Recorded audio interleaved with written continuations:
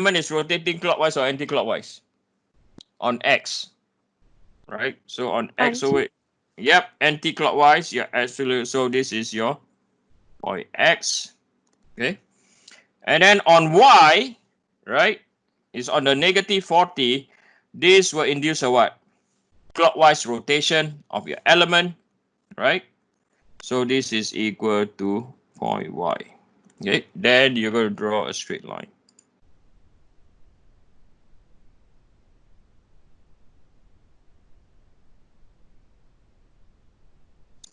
So now you have constructed a straight line, and then where it intersect the normal stress line, this is your O, which is your average stress point.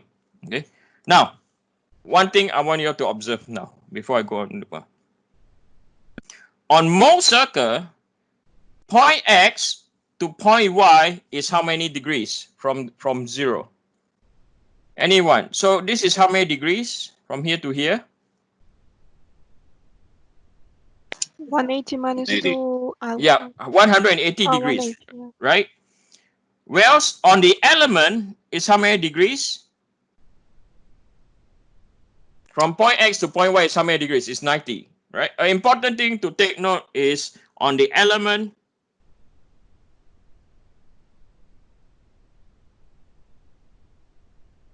is theta, and on Mohr circle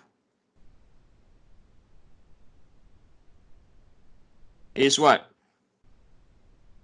2 theta. Yeah, I just proved that to you guys, right? Right? Because point X to point Y with the center at 0 is 180 degrees. On the element is 90 degrees. Okay, mathematically we can prove this, but it will take me 45 minutes. I want you to rather me prove it to you. Mathematically, see it for yourself. Physically, are we clear? I rather do that. Okay, right. So from here, excuse me, sir. Yes. Can you please explain X and Y point again? Okay, so from point X, right? From point X, right, to point Y, if the center is at 0, from point X to point Y, you have to do a rotation. Am I right? Yes. So how many degrees? 180 degrees.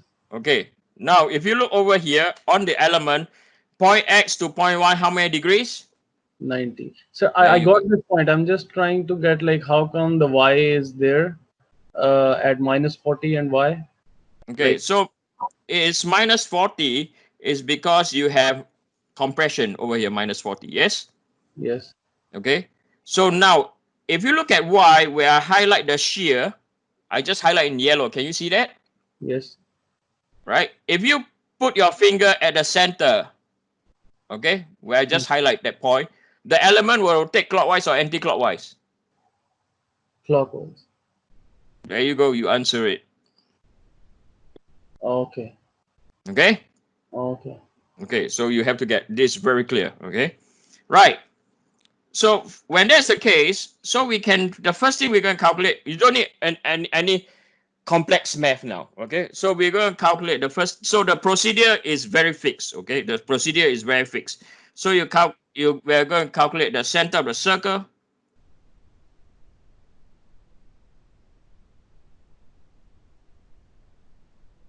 And the center of the circle, we know that this is stress average. Someone asked, so rotation will change depending on direction of the shear stress. Definitely, you're right. Okay. So we look at center of circle is stress average. So stress average is equal to stress X plus by stress Y divided by 2. Right. So for stress X over here is 30 plus by minus 40 and then divide by 2. So for this case, it's equal to minus 5 MPa. Okay, so we got it right. So this is minus 5 MPa. That's the center of circle. Okay, so I'm going to draw our center of circle. So what we just calculated is the position on the center of the circle.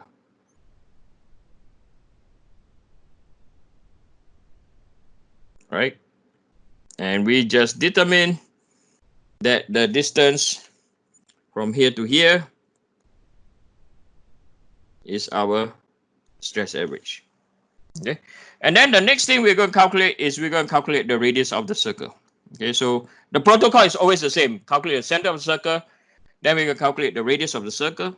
So we're going to calculate the radius of the circle.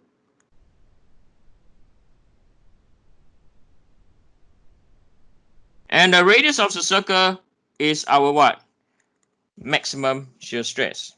Okay, so to calculate our radius of circle, so tau max is equal to, so you don't need any formula, right? So I want you all to focus on this triangle over here. Okay, I want you all to focus on this triangle now.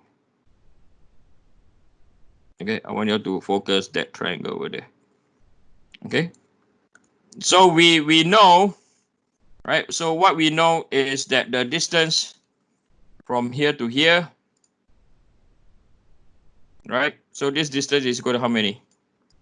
It's equal to 15, right? And then the distance from here to here, right? You just count. So 10, 20, 30, 35, right? So this will be equal to 35 squared plus by 15 squared. So this is equal to, so 35 squared plus by 15 squared square root is equal to 38.078 or 0.79 megapascal. So from here, we can immediately calculate our stress 1, our principal stress, stress 1 and stress 2, right? So we want to calculate our principal stress. At the principal stress, the shear stress is going to be what? 0, okay? So we will have center of the circle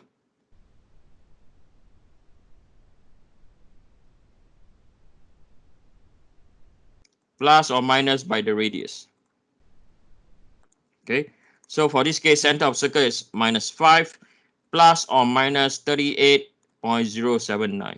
Okay, so you have 5, so it's equal to minus 43.079 megapascal, and the other one is 33.079 megapascal. Okay, so those of you that have a compass, you can draw your circle, but because I'm doing digitally, I need the extreme points. Okay, so I'm going to sketch this. So it'll be minus 43, will be somewhere around here, and then the other side will be 33. I'm just eyeballing this, okay, and then the shear is at what? The shear is at 38, so I'm eyeballing this. This is about 38, and then the shear is about 38 down here. This is about 38.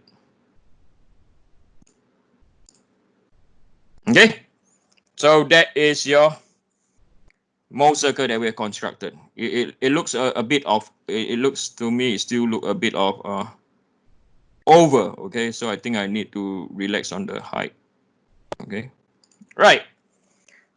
So what we have done is we have just found the maximum shearing stress. We have just found the principal stress. Next, we have to find the principal plane. Now, before I go on, the principal stresses is where? Is this point over here. So this is your stress 1, right? And over here, this is your what? Stress 2. Okay, that is your stress 1, and that's your stress 2. So the next thing that we want to find is we want to find our angle. Okay, our angle. So this angle over here, our principal stress. So we want to find the principal plane, right? So to find the principal plane is where the shear stress is equal to 0, which is your stress 1 and your what? Stress 2. So for that to happen, x to stress 1, okay, the rotation is going by 2 theta. All right, now you guys know why it's 2 theta. On Mohr circle, it's 2 theta. On the element is what? It's theta. Okay. So you can take from point X. You can also take from point Y. If you take from point Y, the rotation is also the same. 2 theta, and it's going to rotate anti-clockwise. Yes? Okay. So you don't need any formula, right? You don't need to memorize any complex formula. You can write that tangent to theta is equal to 15 divided by 35 right? So 2 theta is equal to, so 15 divided by 35 inverse 15 divided by 35 inverse tangent is equal to 23.2 degrees. Okay, anti-clockwise, and your theta is equal to 11.6 degrees anti-clockwise. Okay, so now you have found your rotation of your element at the principal plane. Okay.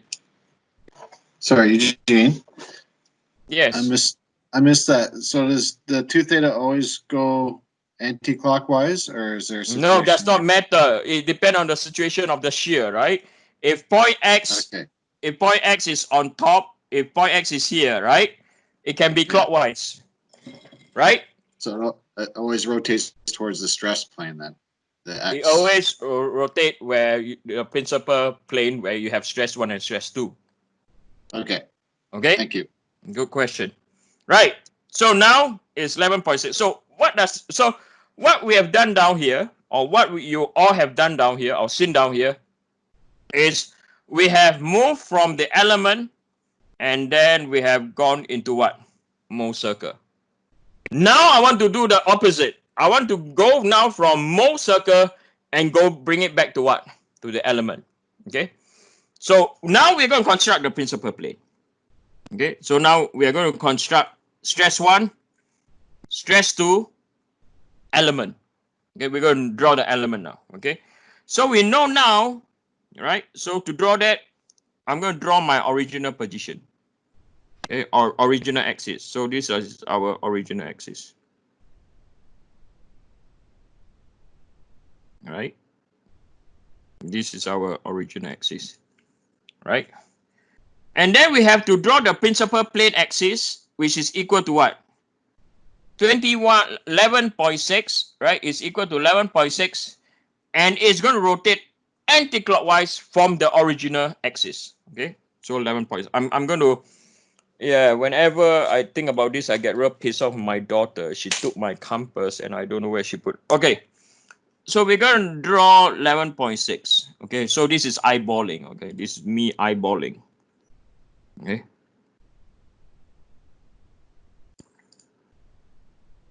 So what you see down here from the original, it will rotate by what? 11.6 degrees. Okay.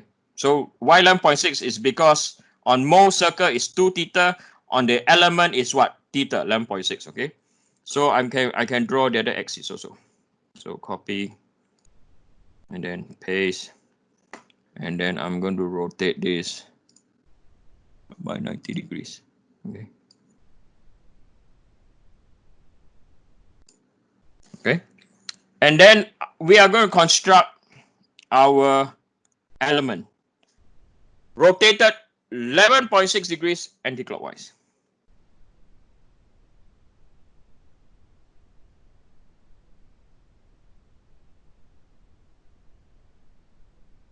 Okay, there you go. Then you're going to draw, right? This is your what? This is your y, right? Your original y, and then this is your original x. Okay. Now bear with me now. Okay, I want you to focus. Okay, focus. I know my voice is not like Morgan Freeman, but I want you to focus.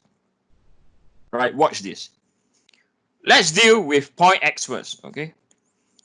So we can see that this is our point x that I've circled, right? Point x rotate by 23.2 degrees anti-clockwise. We'll get stress number 2, and stress 2 you can see correspond to 33.079 tensile. Okay. So now we go to the element, right? So we're going to rotate the element by theta now, right? Which is correspond over here. This is also 11.6 degrees. And then anti-clockwise, and then this is where we have our tensile stress, and this is going to be at 33.079 megapascal. Okay. Now let's look at point Y now, right? So if we look at point Y, right? So this is our point Y, right? The one I've just circled is point Y. To go to